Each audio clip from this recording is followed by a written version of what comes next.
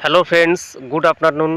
তো এই মুহূর্তের একটি বিগ ব্রেকিং নিউজ হলো যে সুপ্রিম কোর্টে আজ কি কি ঘটনা ঘটলো এবং ডাব্লিউবিএসএসসি এসএলএসটি 2016 যে আনটেন্টেড টিচাররা ছিল, তো তাদের চাকরির মেয়াদ কি বৃদ্ধি হতে চলেছে এবং পাশাপাশি এসএসসি নিয়োগের সময়সীমা কি বাড়তে চলেছে, এই সমস্ত কিছু নিয়েই আমরা বিস্তারিত আসব।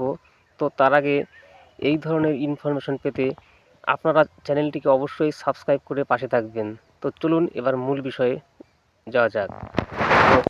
তো আমরা এর আগেই দেখেছি যে মধ্যশিক্ষা পর্ষদের তরফ থেকে সুপ্রিম কোর্টে একটি পিটিশন দাখিল করা হয়েছে যে 2025 এসএলএসটি নিয়োগে যে সময়সীমা তারা বৃদ্ধির জন্য আবেদন জানাবে সুপ্রিম কোর্টে। তো সেটি আজকে শুনানি হলো। তো সেই শুনানির পরিপ্রেক্ষিতে সুপ্রিম কোর্টের বিচারপতি 31শে আগস্ট 2026 পর্যন্ত এই নিয়োগের সময়সীমাটা বেঁধে দিল। তো এর মধ্যেই তাদের নিয়োগ প্রক্রিয়া শেষ করতে হবে, কিন্তু মধ্যশিক্ষা তরফের থেকে দাবি জানানো হয়েছিল যে 2026 সালের 31শে ডিসেম্বর যাতে এই মেয়াদটা দেওয়া হয়, কিন্তু বিচারক 2026-এর 31শে আগস্ট পর্যন্ত এই মেয়াদটা তারা বেঁধে দিয়েছেন। এবং পাশাপাশি 2016 সালের চাকরিহারাদের মানে আনটেন্টেড টিচারদের যে একটি সময়সীমা আগে বেঁধে দিয়েছিল যে 31শে ডিসেম্বর 2025 পর্যন্ত তারা চাকরি করতে পারবে, প্লাস তারা বেতনও পাবে। তো সেটার মেয়াদও বৃদ্ধি করা হলো 2026 সালের 31 আগস্ট পর্যন্ত।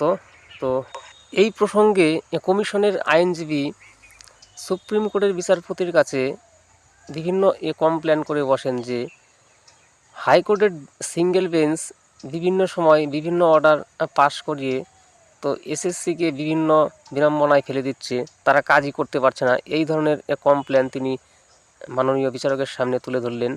তো এর পাশাপাশি পিটিশনারদের তরফ থেকে দাবি তোলা হয় যে গ্রুপ সি গ্রুপ ডিতে যাতে 2016 সালে যারা পার্টিসিপেট করেছে তাদের সকলকে যাতে বয়সের ছাড় দেওয়া হয়। তো এটা পিটিশনারদের তরফ থেকে পিটিশনারদের আইনজীবী উত্থাপন করেন। তো সেটার বিরুদ্ধেই কমিশনের আইনজীবী প্রবল আপত্তি জানায়। তো এই ব্যাপারে সুপ্রিম কোর্টের বিচারপতি এটা নিয়ে বিশেষ কিছু বললেন না। তো বললেন যে এই মামলার শুনানির প্রয়োজন আছে। তো এই বলে আজ সুপ্রিম কোর্টের শুনানি কমপ্লিট হলো। তো এরপরে যদি নতুন কোনো তথ্য উঠে আসে সেটি আমরা অন্য একটি ভিডিওতে তুলে ধরব। আজ এই পর্যন্তই। ধন্যবাদ।